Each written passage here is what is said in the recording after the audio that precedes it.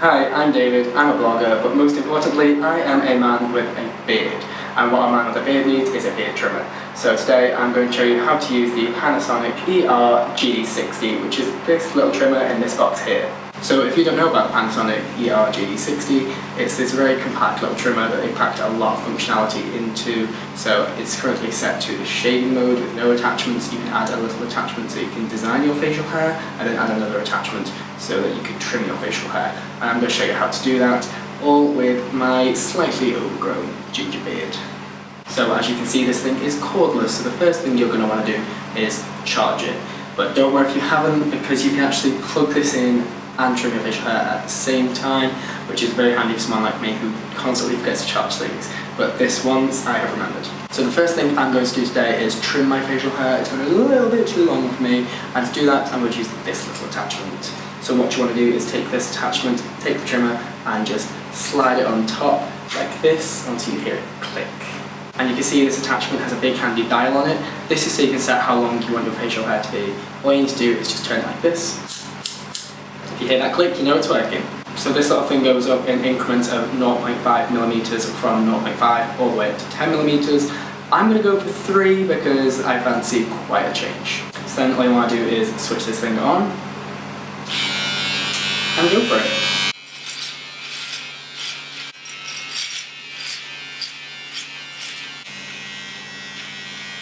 So our main first step is complete, which is trimming the facial hair. I was at 6mm beforehand, maybe a little bit more, and now I'm down to 3, which means I have half the length of my facial hair, and that took all of 2 minutes to do, and it was so incredibly easy and so incredibly quick, as you've seen, and it was very nice on my extremely sensitive skin. Didn't hurt at all, there's no real pulling at all, so it is just so smooth and easy. Now the next step is up to you if you want to do it now, if you want to do it at the end, but I like to do these things as I go along. So if you invest in a trimmer like this, you want it to last, and it can last, you need to take care of it. Use the little brush included just to brush out all the facial hair that's left lodged in the attachment. Now we're going to take a different attachment. This one is the designing attachment, so we're just going to pop it on the end like we did the other one.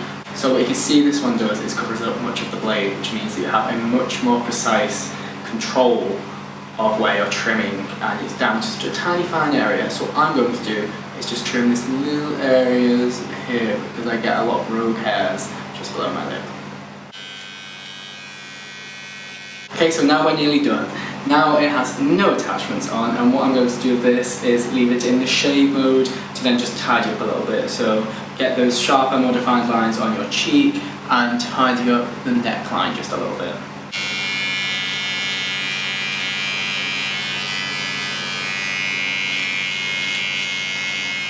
So there you go, we are done. That took a grand total of around 5 minutes, and now everything is fresh and new. I'm feeling much better, looking much better. That was super easy, even when filming it and using the tiny little screen at the side as my eyes to guide me. So if that's not a testament to how useful and easy this thing is, I don't know what is. So you're all done, apart from if you haven't cleaned out your attachments. And you should also give the head of this just a little brush down, maybe oil the blades if they need it with the oil that's included in the packaging, and make sure you charge this ready for another day.